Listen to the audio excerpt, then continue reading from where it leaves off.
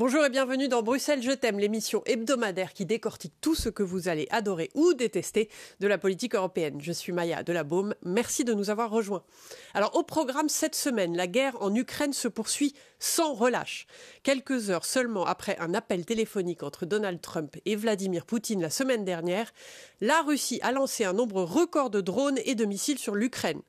Trump semble de plus en plus agacé par Moscou.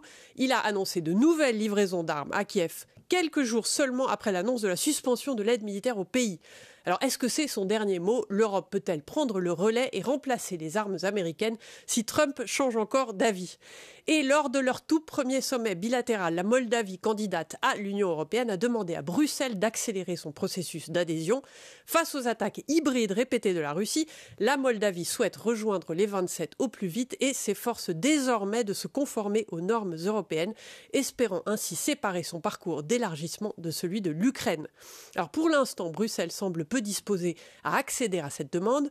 L'UE envoie-t-elle le bon signal aux pays menacés par la Russie ? Alors pour parler de ces sujets, j'ai le plaisir d'accueillir sur ce plateau Oana Lungescu, ancienne porte-parole de l'OTAN et membre du Royal United Services Institute. Bonjour Oana. Bonjour Maya. Kate Bolongaro, rédactrice en chef du média MLEX Europe. Bonjour Kate.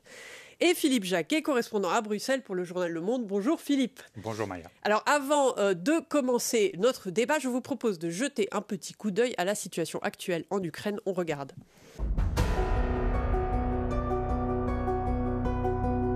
Des frappes russes sur l'Ukraine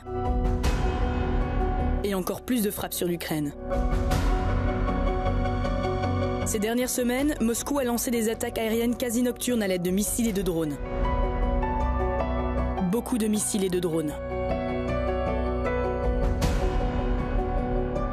Selon le gouvernement ukrainien, seulement au cours du mois de juin, la Russie a envoyé plus de 330 missiles, 5000 drones de combat et 5000 bombes planantes contre des cibles essentiellement civiles. Dans le même temps, l'administration Trump a d'abord décidé d'interrompre certaines livraisons d'armes, notamment de munitions, avant de faire machine arrière quelques jours plus tard. L'Ukraine doit se défendre, est le dernier mantra de Trump. Cette décision surprise est intervenue après un appel téléphonique entre Donald Trump et Volodymyr Zelensky, que le président ukrainien qualifiait de conversation fructueuse. Pour l'instant, l'armement de l'Ukraine semble assuré. Cela impressionnera-t-il Poutine ?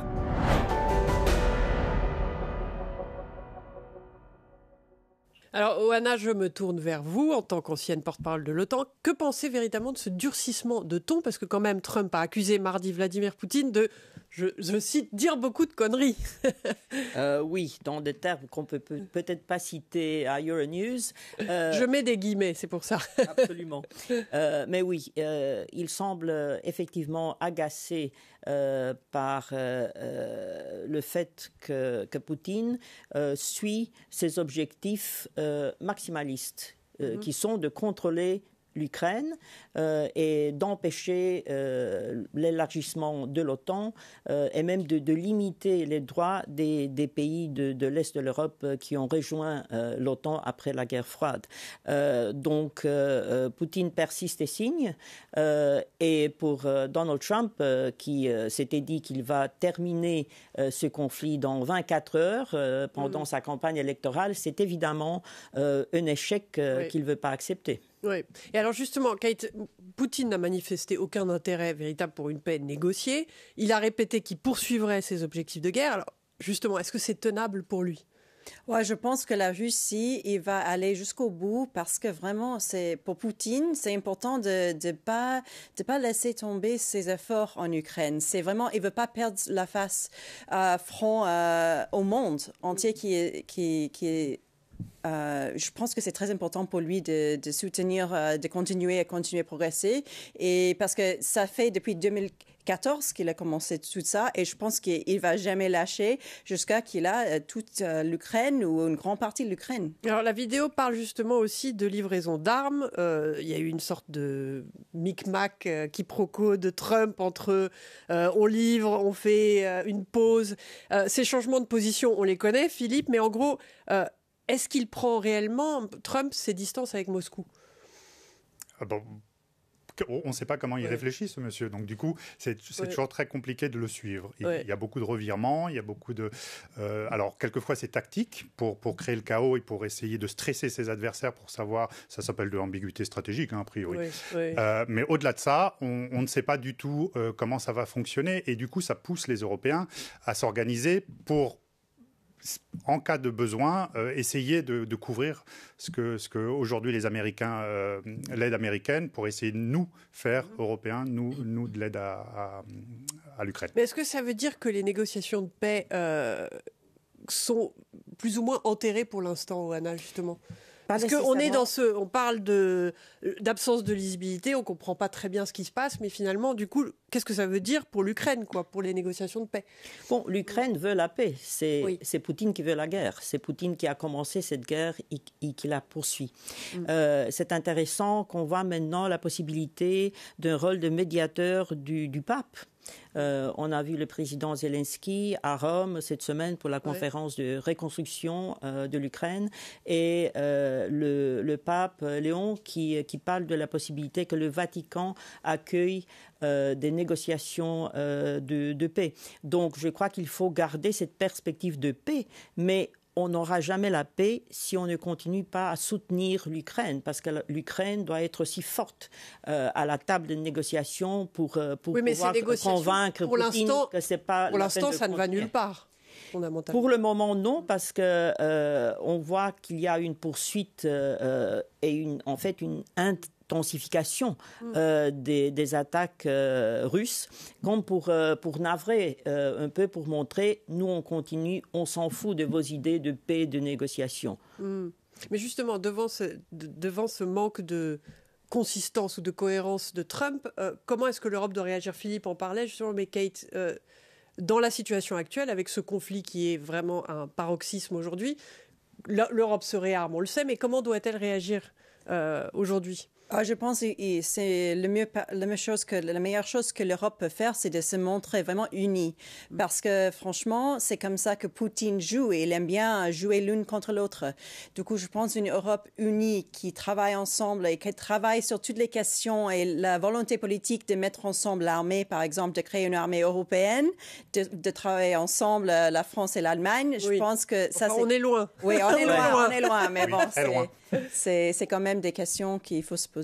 On avait une coalition des volontaires, je ne sais pas très bien aujourd'hui ce que ça... les réunions se poursuivent de manière moins exposée peut-être et à des niveaux moindres qu'au niveau des chefs d'État. Ceci dit, cette semaine, Macron était à Londres et a discuté avec Starmer. Tout un travail autour justement de la redéfinition de la stratégie et de la doctrine nucléaire et en évoquant une coordination entre la France et le Royaume-Uni, ce qui est assez inédit quand même. Et donc, du coup, on voit qu'il y a toute une tentative ou un travail de meilleure coordination des armées européennes avec... Surtout les pays qui ont des armées solides. Solides et importantes, oui. Mais le problème, c'est qu'il n'y a pas de capacité industrielle. C'est ça le problème. Je vous donne quelques exemples. La Russie produit en 3 mois la quantité de munitions que tous les alliés de l'OTAN, donc les Européens et les États-Unis, produisent en 1 an. Pour les missiles Patriot, par exemple, qui sont les plus efficaces contre les... Alors, Oana, je vous coupe parce qu'on va parler d'armes, mais avant ça, on écoute maintenant Stephen Evert, qui est le directeur de l'Institut d'études de sécurité de l'Union européenne et ancien conseiller principal de la haute représentante de l'UE. Nous lui avons demandé si l'Europe devait intensifier son soutien à l'Ukraine et ce qui pourrait freiner cette démarche. On l'écoute.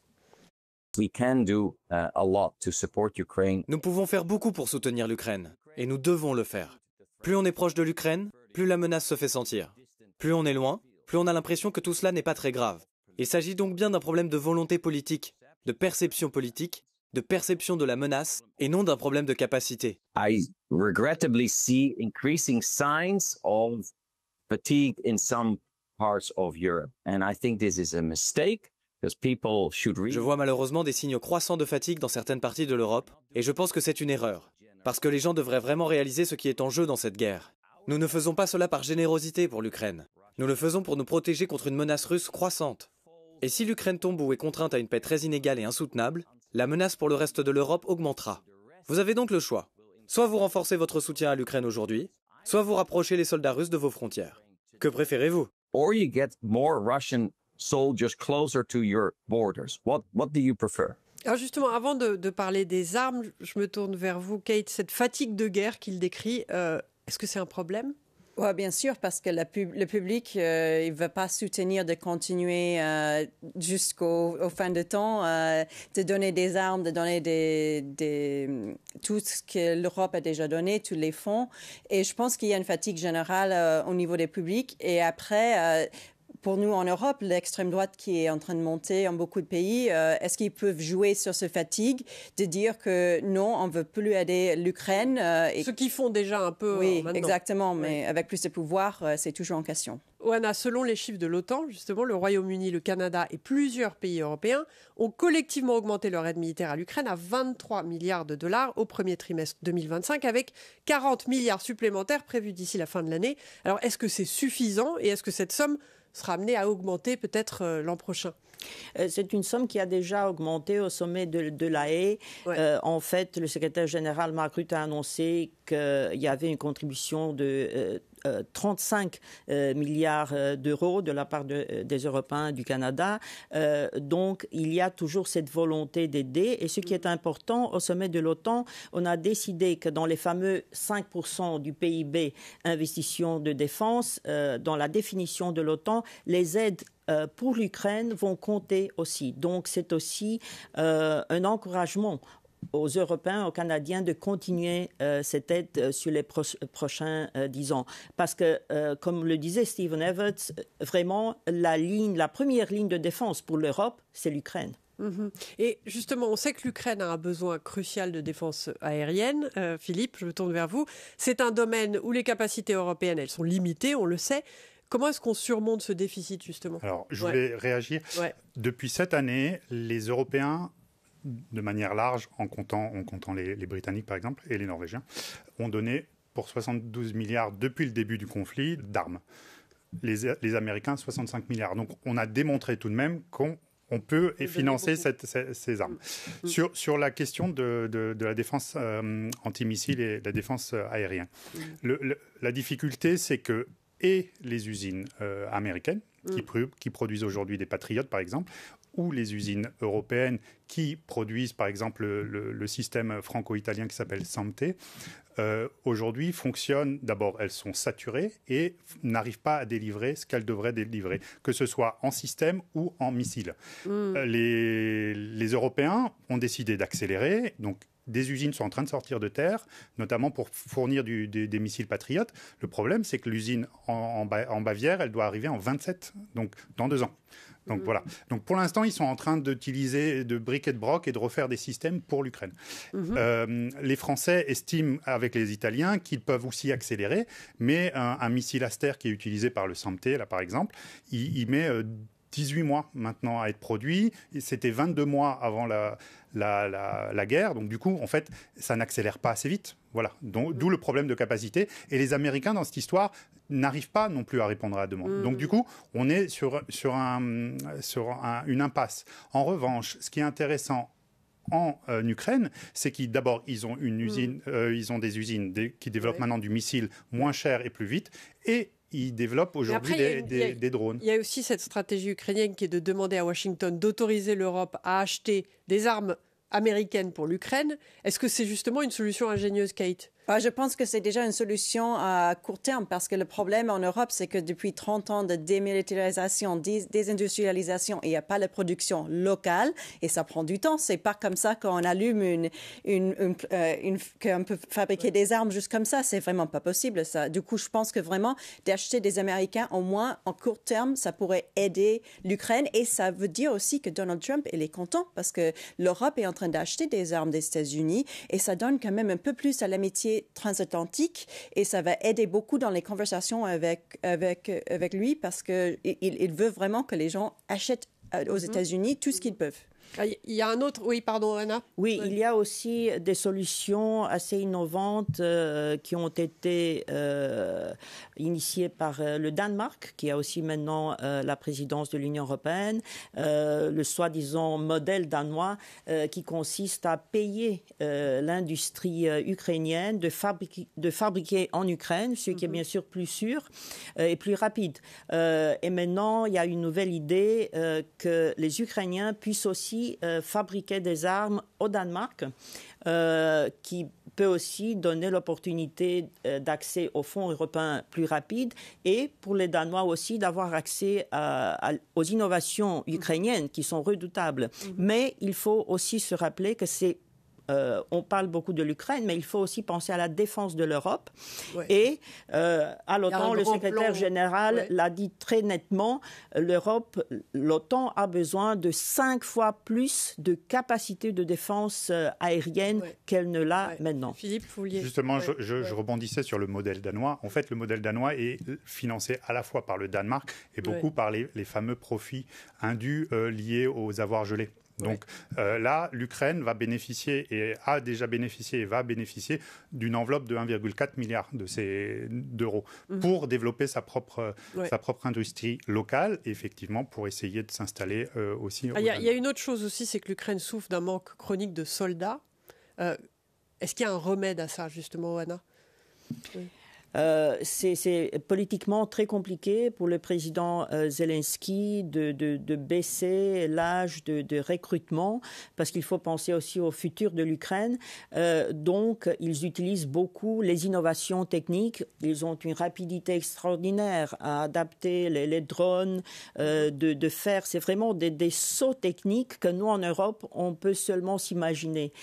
Donc, on a beaucoup à apprendre des Ukrainiens aussi sur cette façon de faire la guerre sans les humains. Ouais. Kate, ce manque de soldats, je pense que, par exemple, les femmes, c'est une option parce que, par exemple, elles n'étaient pas touchées pour le moment. Et je pense que, franchement, oui, c'est vrai, il faut penser au futur aussi, c'est important. Mais ça, c'est la dernière un peu de la population qui n'est pas autant touchée que par les hommes, par exemple. Il y a déjà des femmes qui sont volontaires dans Alors après, pour retourner véritablement à cette question de l'Ukraine et des négociations actuelles, il y a vraiment une question qui est là en toile de fond. Où est-ce que vous, chacun, voyez ce conflit dans un an ? Justement, Philippe.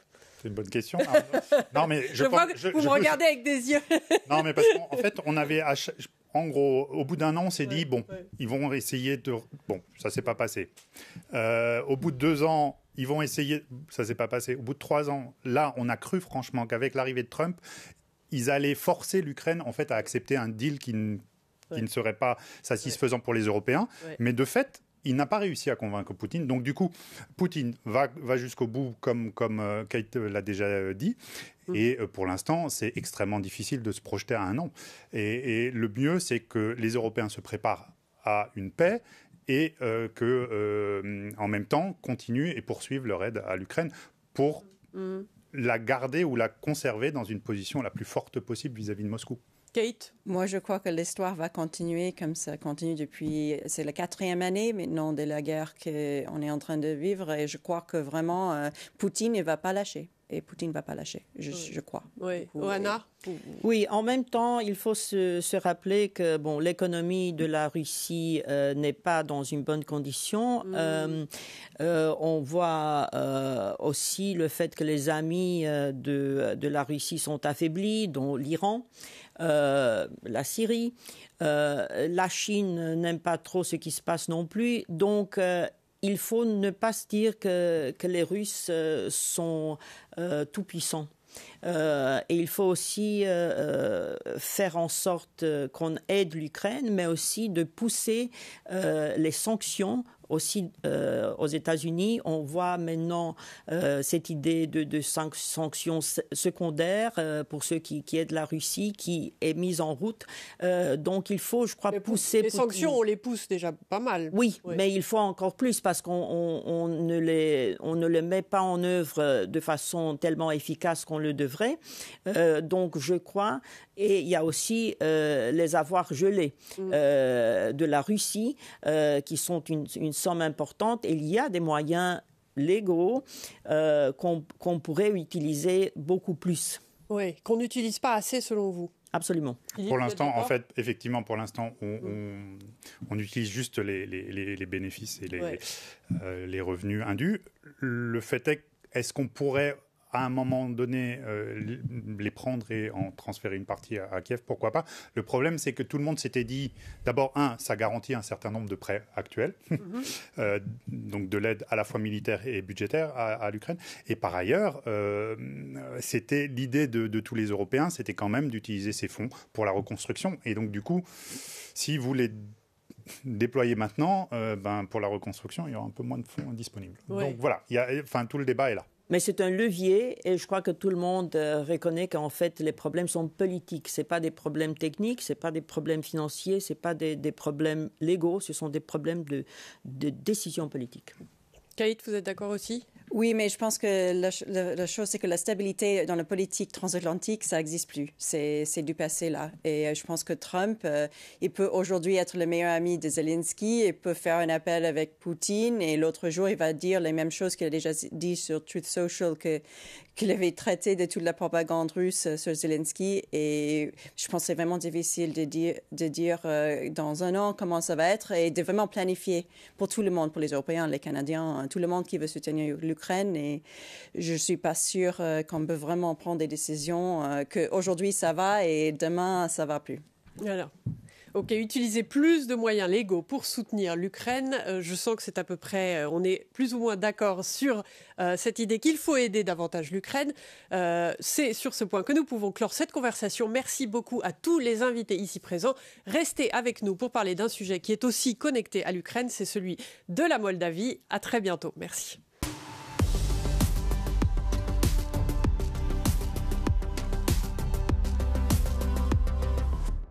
Heureuse de vous retrouver sur le plateau de Bruxelles Je t'aime avec nos 3 invités ici présents. Alors la peur est omniprésente en Moldavie et dans d'autres régions d'Europe de l'Est. La peur d'une Russie agressive que rien ne semble pouvoir contenir. Ou peut-être que si le gouvernement moldave, candidat officiel à l'Union européenne depuis 2022, pousse pour accélérer son processus d'adhésion afin d'échapper aux griffes du Kremlin. Alors pour l'instant, Bruxelles reste tiède sur le sujet, notamment parce qu'une telle démarche impliquerait de dissocier la Moldavie de l'Ukraine, alors que Bruxelles préfère voir les 2 pays avancer main dans la main. Alors je me tourne vers vous, Oana, vous êtes d'origine roumaine. La Moldavie, c'est un pays que vous connaissez. Mais si la Moldavie continue à démontrer des réformes concrètes, une vraie résilience économique, peut-on encore ignorer son cas pour une adhésion accélérée ? Je crois que la Moldavie est un pays beaucoup plus stratégique que ses petites dimensions le démontrent. C'est un pays de 2,3 millions d'habitants avec une grande diaspora dans l'Union européenne, plus de 1 million. Encore 1 million qui a aussi la nationalité de la Roumanie voisine et où la population parle le roumain en majorité. C'est une position stratégique parce que ce que les Russes essaient de faire, c'est de contrôler la Moldavie à travers les élections et d'imposer leur contrôle politique, militaire, économique. Pas seulement. Sachant qu'il y a une minorité russe en plus. Il y a une minorité russe, il y a une minorité ukrainienne, il y a une minorité gagaouze qui parle une langue d'origine turque. C'est compliqué du point de vue ethnique, mais il faut voir l'importance stratégique de ce petit pays qui est voisin de l'Ukraine, bien sûr, et qui est aussi voisin de la Roumanie. Donc, ce qui se passe en Moldavie peut influencer de façon considérable ce qui se passe en Ukraine, mais aussi ce qui se passe à l'Union européenne. L'UE a annoncé près de 2 milliards d'euros de financement d'ici 2027 sur ce plan de croissance, justement, pour la Moldavie. C'est le plus gros paquet financier européen depuis l'indépendance du pays. Est-ce que cela prouve pas, justement, que l'UE fait confiance à la Moldavie avec un engagement indéfectible, c'est ce que Ursula von der Leyen, présidente de la Commission, avait dit. Est-ce que justement, voilà, cet engagement, est-ce qu'il faut accélérer du coup ce processus, Kate ? Moi, je crois que pour montrer aux pays dans l'Est de l'Europe qu'il y a quand même de l'espoir d'entrer dans l'Union européenne, la Moldavie, c'est un bon pays par exemple, pour montrer l'exemple, parce que, par exemple, ces petites populations, les gens, ils ont déjà le passeport européen. Du coup, parce qu'il y a beaucoup de discours autour de migration et les gens qui vont arriver dans les États membres et beaucoup de gens qui ont peur, en général, des nouveaux arrivés quand ils viennent de l'Est, par exemple. Et je pense que, franchement, déjà, ils sont très bien intégrés. Il y a déjà beaucoup de gens qui habitent ici. Et la dernière fois qu'un pays est entré dans l'Union européenne, c'était en 2013 avec la Croatie. Et je crois que vraiment, il faut quand même ouvrir un peu la porte. Sinon, l'Union européenne va perdre l'influence qu'il est déjà en train de perdre. Alors la Moldavie peut compter sur un soutien solide au Parlement européen. L'un de ses plus fervents défenseurs est le député roumain Sigrid Mureșan, membre du parti de centre-droit, le PPE. Nous lui avons demandé pourquoi l'Union européenne devrait soutenir une adhésion rapide de la Moldavie et voici sa réponse. The Republic of Moldova is a country which is becoming increasingly important to the European Union. La République de Moldavie est un pays qui devient de plus en plus important pour l'Union européenne. C'est un voisin. C'est un pays géographiquement situé entre l'Union européenne et l'Ukraine. C'est un pays dirigé de manière très pro-européenne, par une présidente pro-européenne, un gouvernement pro-européen, soutenu par une majorité pro-européenne transparente. Malgré la crise et la guerre illégale et illégitime en Ukraine, le pays réforme son système judiciaire, progresse, se modernise et commence à remplir les critères d'adhésion à l'UE. Compte tenu de l'importance de la Moldavie, nous devons la soutenir pour qu'elle soit prête à rejoindre l'Union dès que possible. Be ready for joining the Union as soon as possible. Alors Philippe, justement, pour Bruxelles, l'élargissement, on sait que ce n'est pas qu'un processus bureaucratique, c'est aussi un message géopolitique. Alors, dans le contexte actuel, l'Europe doit-elle encore ménager les sensibilités russes ? Alors là, elle ne ménage pas vraiment les sensibilités russes, elle ménage les sensibilités d'Orban, du Hongrois. Oui. Parce que si on refuse aujourd'hui d'accélérer le processus d'intégration de la Moldavie, oui. C'est aussi parce qu'on refuse de céder au chantage posé par le Premier ministre hongrois, qui est de dire on laisse tomber l'Ukraine et on avance avec la Moldavie et par ailleurs les Balkans et ses amis des Balkans. Mais concrètement, là... c'est une position de principe de Van der Leyen, de la présidente de la Commission, mais aussi du président du Conseil européen. C'est de dire il faut qu'on mène les deux ensemble et côte à côte, les élargissements. Après, la Moldavie, de fait, c'est beaucoup plus facile de l'intégrer économiquement parce que personne ne s'en rendra compte, franchement, 2,3 millions d'habitants. Mm-hmm. Oui, voilà. Je crois que ce serait vraiment important que l'Union européenne envoie un signal très fort avant les élections législatives de Moldavie le 28 septembre, oui. Parce que c'est un message direct à Moscou. Moscou a fait un effort considérable l'année passée de souminer le référendum sur l'adhésion à l'Union européenne. Les élections présidentielles, ils ont échoué. Mais ils ont investi beaucoup et ils vont le faire maintenant de nouveau en septembre. Mm-hmm. Et le message qui est transmis par l'homme fort de Moscou, qui est en fait un oligarque moldave qui s'est réfugié à Moscou, Ilan Shor. Oui. Il a fait, après avoir volé $1 milliard dans le système bancaire moldave, et qui est sous les sanctions de l'Union européenne. Son message à Moscou était « il ne faut plus parler de l'indépendance de la Moldavie. La Moldavie doit faire partie de la Russie avec la même monnaie et le même parlement. » Oui. Alors juste, c'est évident que l'Ukraine ne pourra pas, en tout cas quand on parle d'Ukraine, ne pourra pas rejoindre l'Union européenne tant que la guerre se poursuit.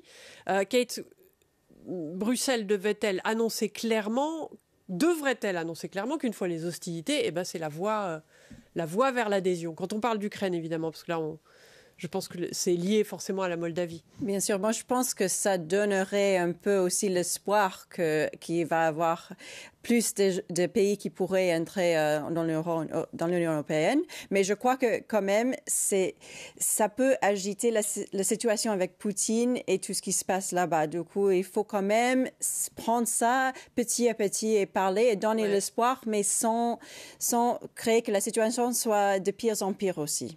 Ok, alors donner l'espoir, mais d'une façon quand même précautionneuse. C'est sur cette note que nous pouvons clore ce débat. Comme toujours, vous retrouvez les dernières informations sur la Moldavie et le processus d'élargissement de l'UE sur toutes les plateformes d'Euronews. Un grand merci à nos invités et à ceux qui nous regardent. À très bientôt.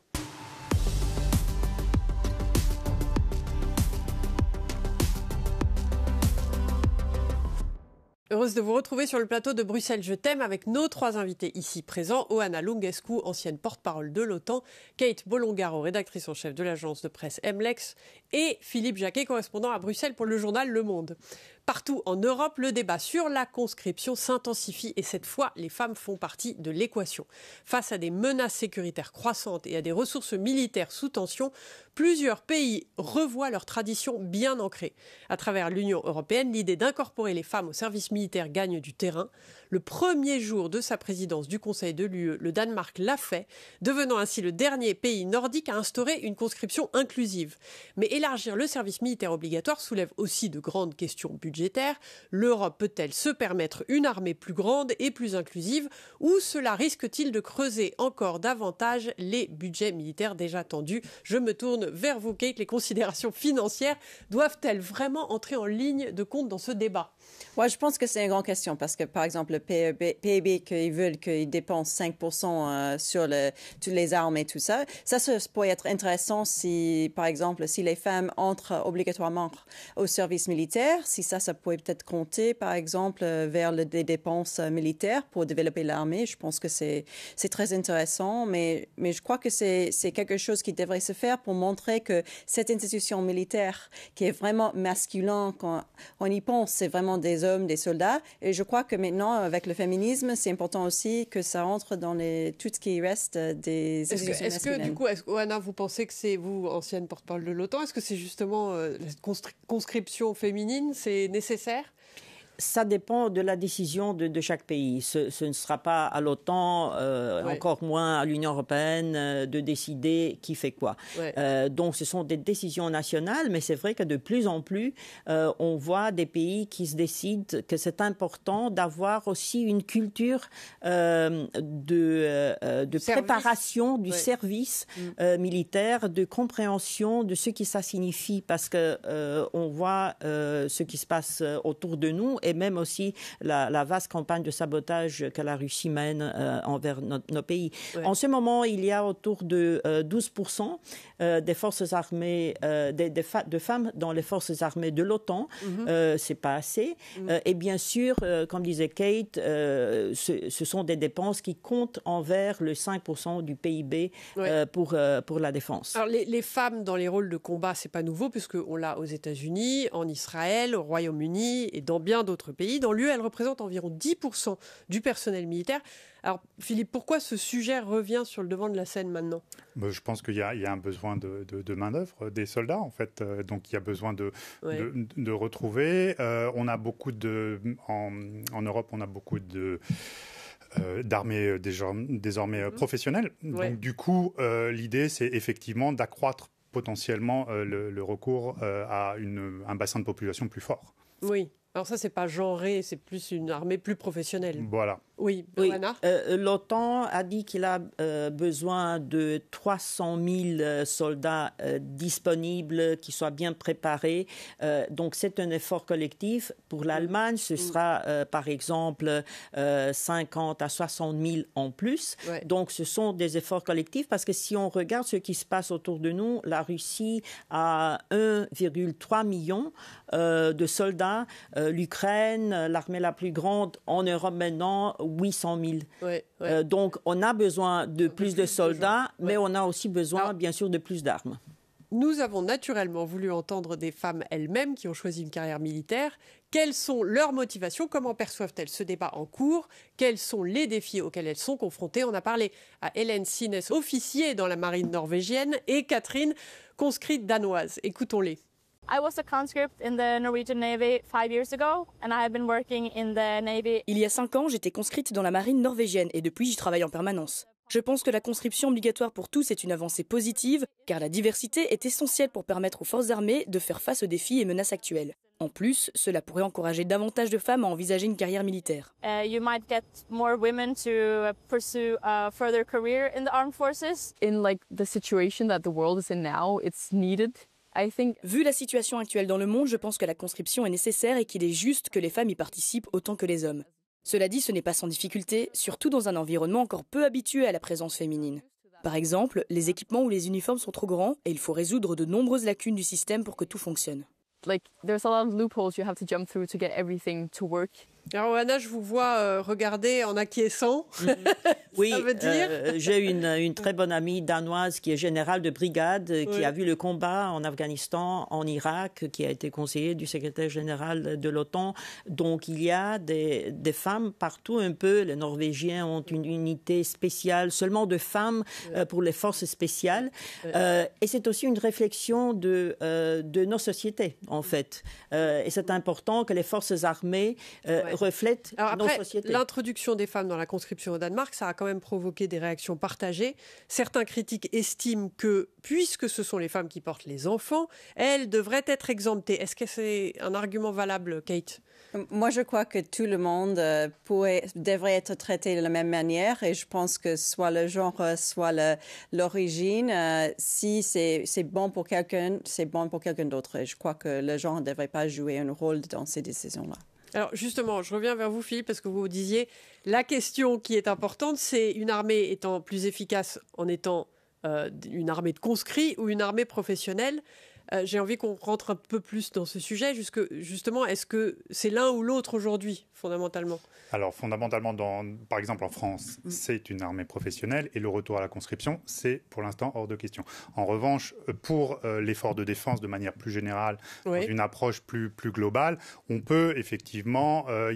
Macron tourne autour de ce sujet depuis plusieurs années. Ce ne serait pas une conscription en tant que telle, mais ce serait un effort partagé avec des jeunes qui passeraient 6 mois ensemble. Et là, femmes ou hommes, il n'y a pas de distinction. Donc, pour des activités liées à la sécurité d'une manière générale ou pour l'intégration, etc. Dans les armées nordiques, en fait, ce qui se passe, c'est que ce sont des armées de conscription. Donc, du coup, là aussi, ils ont une approche globale de la défense et passer par l'armée en Finlande, en Suède. La conscription des femmes, j'ai le sentiment qu'on est tous plus ou moins d'accord sur ce plateau. C'est sur cette note que nous pouvons clore cette discussion. Retrouvez tous nos reportages et analyses sur l'actualité sur le site et l'application Euronews. Si vous souhaitez poursuivre la conversation, quel que soit le sujet, écrivez-nous à bruxellesjetem@euronews.com ou via les réseaux sociaux. Merci à nos 3 invités et merci à vous de nous suivre. À très bientôt.